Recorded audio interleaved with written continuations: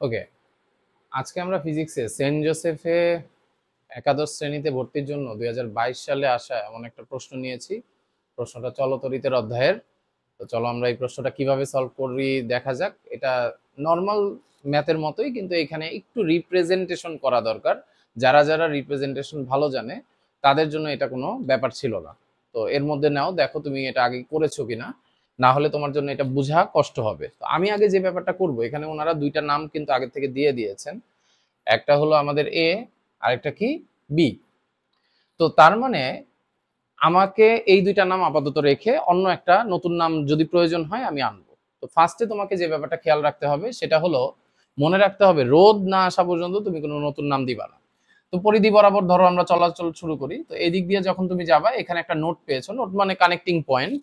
তো সেই জায়গায় আমরা এই জায়গায় কি দেবো, তাহলে এ দেবো, ঠিক আছে। আচ্ছা, আমি অন্য একটা ইয়া নিচ্ছি তোমার বোঝার জন্য। আবার ধরো আমরা যখন এই জায়গা দিয়ে আসব, তখনও কিন্তু আমাদের সেম ঘটনা কি হলো, এখানেও কিন্তু নতুন রোদ এখনো আসে নাই, তার মানে এটাকে এখনো আমরা কি ব্যবহার করব, এই ব্যবহার করব। এরপরে যখন তুমি এই দিক দিয়ে আসবা, এইখানে একটু ঝামেলা আছে, সেটা হলো এই যে দেখো বি ছিল এটা, তাহলে এই নোডের নাম কি হবে, বি হবে। তো এই দিক দিয়ে এসে আর কি নতুন নাম দেওয়ার কোনো সুযোগ আছে না, নাই। তো আমরা এই জায়গার নতুন নামটা দিব না।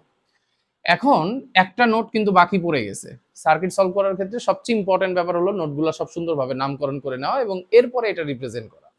তুমি যখন দেখলা যে এখানে একটা নোট বাকি পড়ে গেছে, নিজের মতো একটা নাম দাও। ধরো আমি এই জায়গায় একটা নাম দিলাম হলো ও। তাহলে আমরা এখানে কয়টা লেটার পাইলাম, এ পাইলাম, ও পাইলাম, আর কি পাইলাম, বি পাইলাম। তো চলো এই জিনিসটাকে মাথায় নিয়ে এখন এটাকে আমি একটুখানি রিপ্রেজেন্টেশন করি।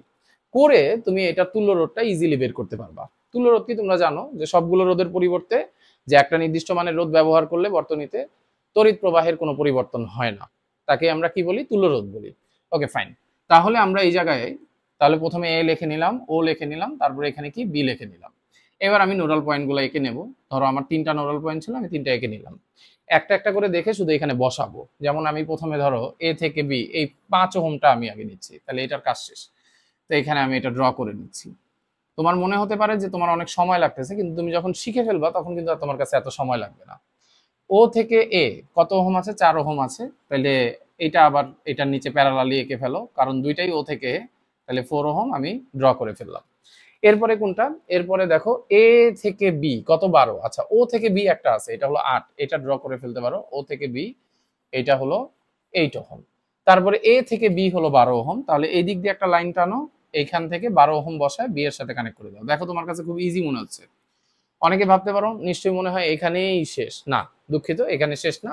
কারণ তুমি সোর্স কোন দুইটা পয়েন্টে ভোল্ট মিটারের দুইটা তার কানেক্ট করতেছো, এইটা তোমাকে এখানে শো করতে হবে।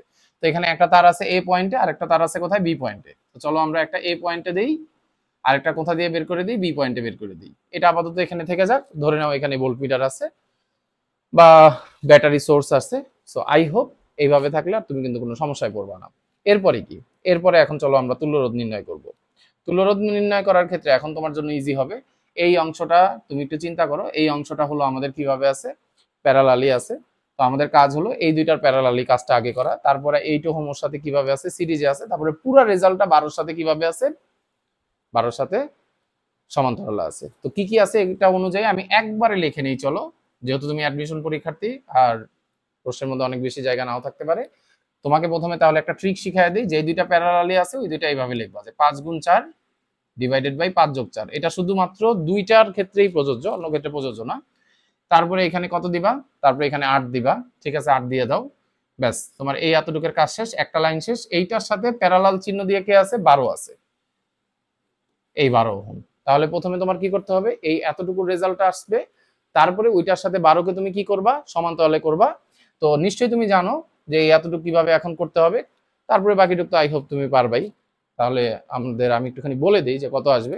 জাস্ট এতটুকুর আনসারটা কত, 5 গুণ 4, এইটা আমাদের আসবে হলো 20, আর 9, আর এখানে হলো 8, এটা এখনো 12, এভাবেই থাকুক। এভাবে লেখা যায় আসলে, ঠিক আছে, অসুবিধা নেই। +8, তাহলে এটা আসে হলো আমাদের 10.222, তার সাথে আবার এটা আছে কিভাবে, 12। তো এরপরে তুমি যদি আবার সেম কাজ করো, তাহলে তোমাকে কি করতে হবে, আবারও একই কথা, উপরে গুণ নিচে যোগ, এটা মাথায় রাখবা। তাহলে 10.222 গুণ 12 ডিভাইডেড বাই 10.222 যোগ 12, ব্যাস এটা করে ফেলো, তোমার একটা রেজাল্ট চলে আসবে। এত ওহম লিখে দিবা। তো আমরাও একটা আনসার জানি, তুমি কমেন্ট করে দিলে একটু ভালো লাগবে, তারপরে আবার আমি উত্তরটা জানাই দিব তোমাকে। ধন্যবাদ।